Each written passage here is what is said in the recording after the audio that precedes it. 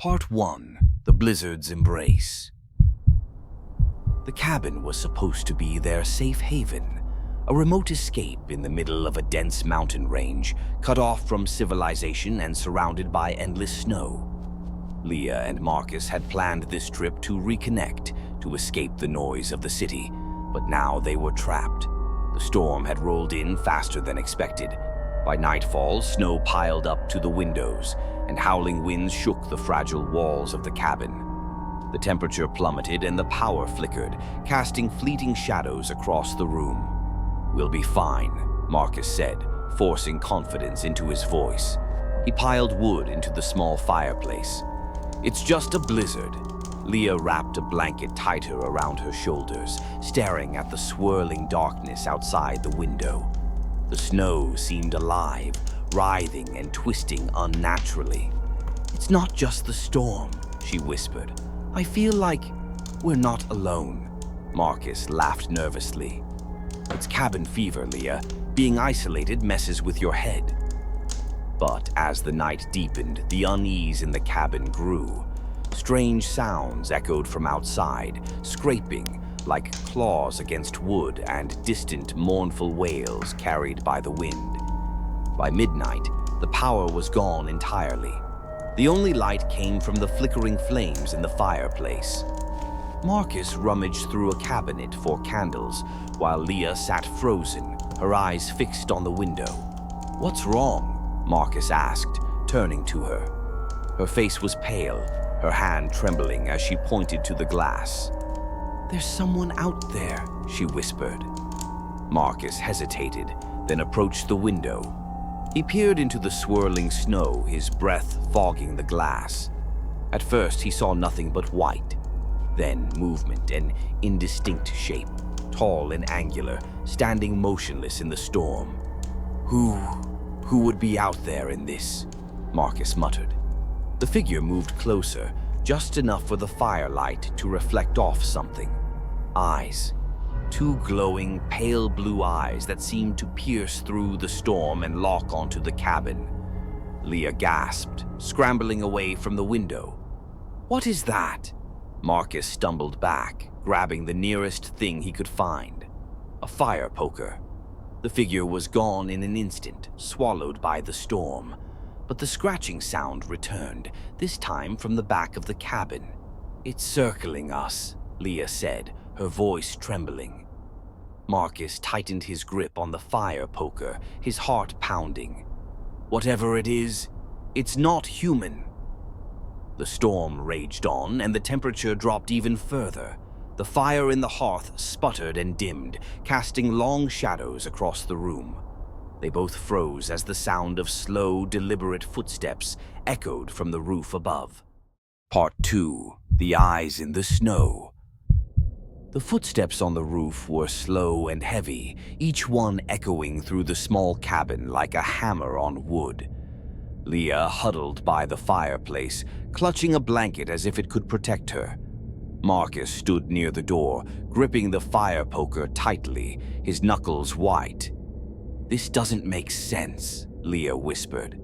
"How could anything be up there in this storm?"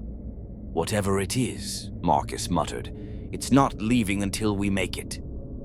As if in response, the footsteps stopped, replaced by a deep, resonating growl that sent chills down their spines.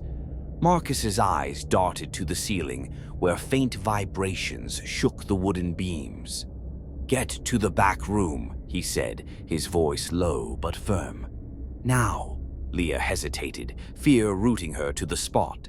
But when the growl turned into a sharp, piercing scrape across the roof, she bolted, running for the small bedroom at the back of the cabin. Marcus followed, pulling the door shut behind them.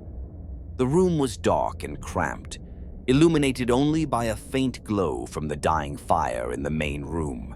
They could hear the wind howling outside, mingled with the relentless scratching that now moved to the cabin walls. "What is it doing?" Leah whispered, her voice barely audible. Marcus shook his head, peeking through the narrow crack of the door. "I don't know, it's like it's testing us. Trying to find a way in." A sudden, deafening bang on the front door made them both jump. The sound was followed by silence, thick and oppressive. Then came the voice, low, guttural, and not quite human. "Leah. Marcus." Leah's breath caught in her throat.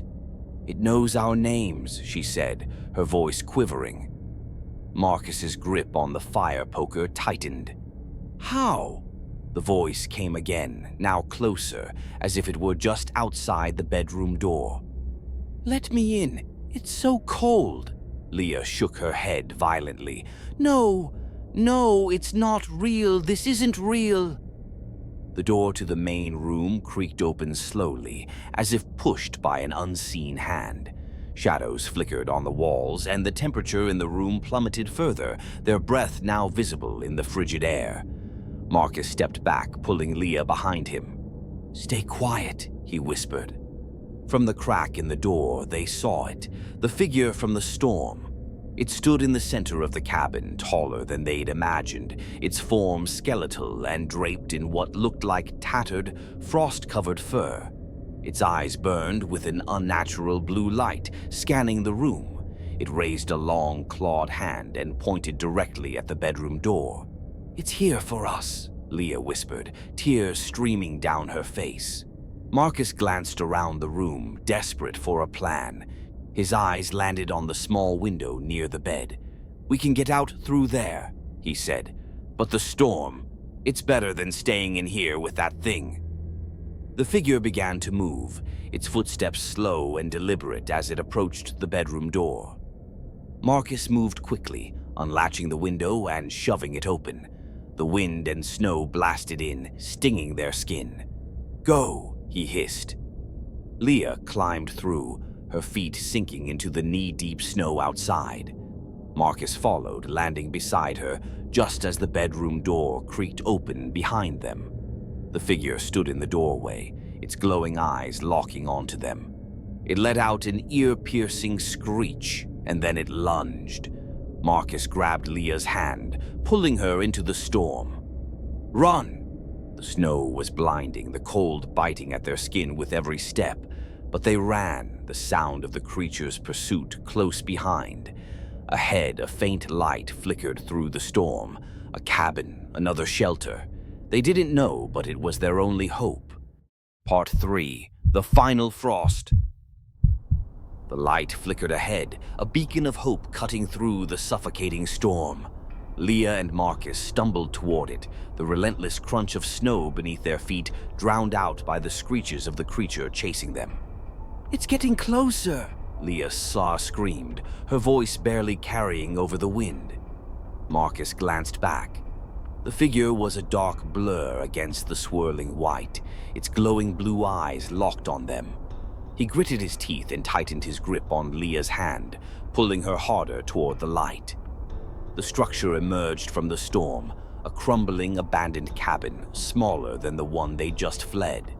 Its walls were warped with age, and its roof sagged under the weight of the snow, but it was their only chance. They reached the door, throwing it open and slamming it shut behind them. Marcus braced himself against it, his breath coming in sharp, frozen gasps. Leah searched the room with frantic eyes. The inside was barren, save for a rusted stove in one corner and a pile of decaying furniture.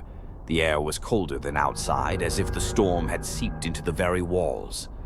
"This won't hold it off for long," Marcus said, his voice trembling. Leah spotted a heavy wooden beam on the floor. "Help me!" she shouted, dragging it toward the door. Together, they wedged it against the frame just as a massive impact shook the cabin. The creature screeched, clawing at the door, its strength rattling the beam.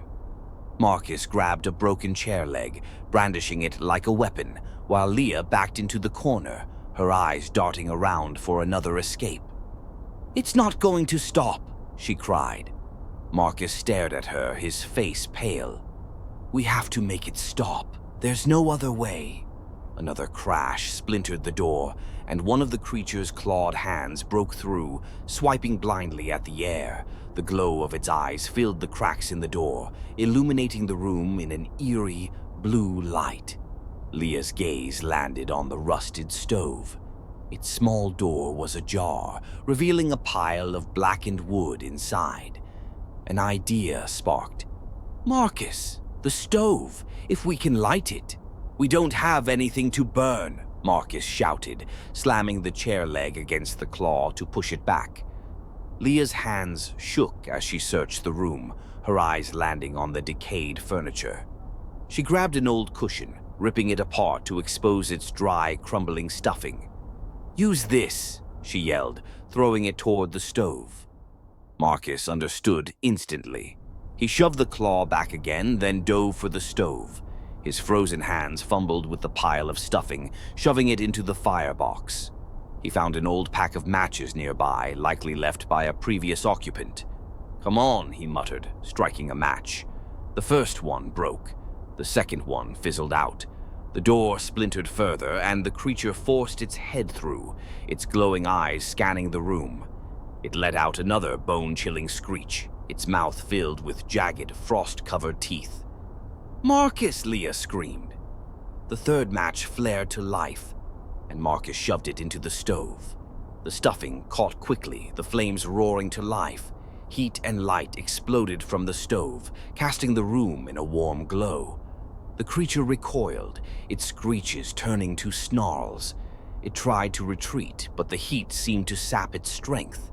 Its body began to shimmer and fade, like ice melting under a blazing sun. Leah and Marcus watched in stunned silence as the creature dissolved into the storm, its glowing eyes the last thing to disappear. The cabin fell silent, save for the crackling of the fire. The wind outside began to calm, and the oppressive cold lifted. Leah collapsed onto the floor, her body trembling with exhaustion. Marcus sat beside her, his face pale but alive. "Is it gone?" Leah nodded slowly, her eyes fixed on the glowing embers in the stove. "I think so." For hours they stayed huddled by the fire, waiting for dawn. When the first light of morning broke through the cracks in the cabin, they stepped outside. The storm had passed, and the forest was eerily still, blanketed in pristine snow. They didn't speak as they trudged back down the mountain, their minds too numb to process what had happened. But as they reached the edge of the forest, Leah stopped and turned back. In the distance, barely visible through the trees, she saw a pair of faint, glowing blue eyes watching them. The storm may have passed, but the shadows of the mountain would never truly let them go. The end.